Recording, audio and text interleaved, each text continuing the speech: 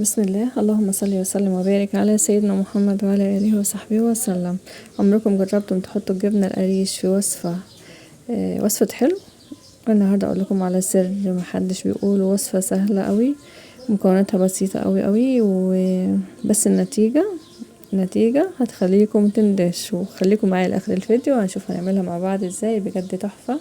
بصوا على جمالها، شكلها وطعمها وريحتها كانت جميله جدا. حاجه حلوه وبسيطه، مش هتقولي معجنات، لا هي بصي شكلها عامل زي المعجنات، لكن بجد حاجة حلوة جميلة، هتعجب ولادك. لو مش بيحبوا الجبنة القريش هيعشقوها، وهتقدموها لهم بنفس الطريقة كده، سهلة وبسيطة، وهي تغذيهم، ياخدوها في اللانش بوكس المدارس، مش في اي مشكلة خالص. انا معايا 3 بيضات، ومعايا نص كيلو من الجبنة القريش زي ما انت شايفة كده، ومعايا 70 جرام من الزيت، و60 جرام من الزيت، و70 جرام من السكر. تمام. لو عايزة تعملي ربع كيلو جبنة، قسمي كل حاجة على 2. تمام. ونزلنا بالزيت وبكل المقادير كده زي ما انت شايفة. هنفرمهم كده بالهراسة بتاعة البطاطس. انا ما عنديش هاند بلندر، لو عندك هاند بلندر هتريحك تعمليها بسرعة خالص. انا عملتها زي ما انت شايفة كده.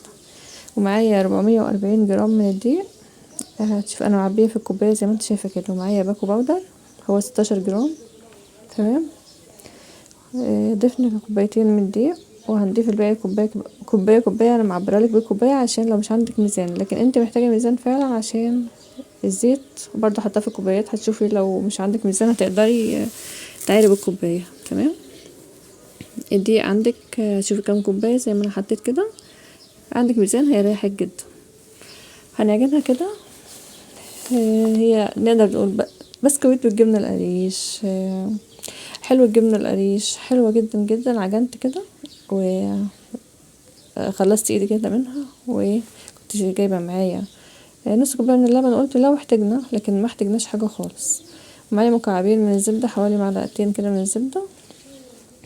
سبت العجينة حوالي 5 دقايق. بعد ما غسلت ايدي سبتها ارتاحت شوية، وهعجنها كمان 5 دقايق، واسيبها تاني 5 دقايق برضو، ابدا اشكلها وانا معاكم. ونسيت احط الفانيليا مع البيض، ممكن تحط باكو تاني فانيليا، لكن ريحه الجبنه وريحه القرفه بتبقى طالعه حلوه قوي. عجنتها وسبتها كده ريحت شويه، وجبنا حوالي نص كوبايه من السكر او كوبايه الا ربع، وخدنا عليها معلقتين كبار صغيرين من القرفه. هنقلبهم في السكر وهنركنهم على جنب، نبدأ نقطع العجينة معانا كده قطع زي ما انت عايزة تقطعيها، الحجم اللي تحبيه، 30 جرام، 35، 25 جرام زي ما تحبي. القطعة اللي قدامك اللي انت شفتيها ديت انا عملتها 30 جرام، او تقريبا كده 35 جرام، يعني مش كبيرة ومش صغيرة، حلوة قوي وطالعه. هترصيها طبعا، هتدهني الصاج بالزيت، وتحطي عليه ورق زبده، يعني دهنه خفيفه زيت كده بس عشان تثبتي الورق. وهندهن برضو الورق من فوق زيت. تمام. او زبده او سمنه اللي يريحك، اللي موجوده عندك. وهنرص القطع جنب بعض كده. هي مش بتفرش قوي، ما تخليهاش تلزق في بعضها برضو عشان بتزيد شويه، لكن مش كتير. مش بتتساب تخمر ولا اي حاجه عشان معلهاش خميره، هي باكل باودر وخلاص على كده. لو هتعملي نص كمية الجبنة ربع كيلو، هتحطي بس معلقة صغيرة او معلقة ونص صغيرة من باكل باودر، لانه هيبقى كتير على الكمية. كل حاجة تقسميها على 2. قطعتها زي ما انت شايفة كده، وهدخلها الفرن. هتاخد حوالي 20 دقيقة او حسب نار الفرن. يعني لو نار الفرن عندك شديدة مش هتاخد وقت كتير. وتحطيها في الرف اللي في النص، مش تحطيهاش تحت عشان مش تتحرق منك.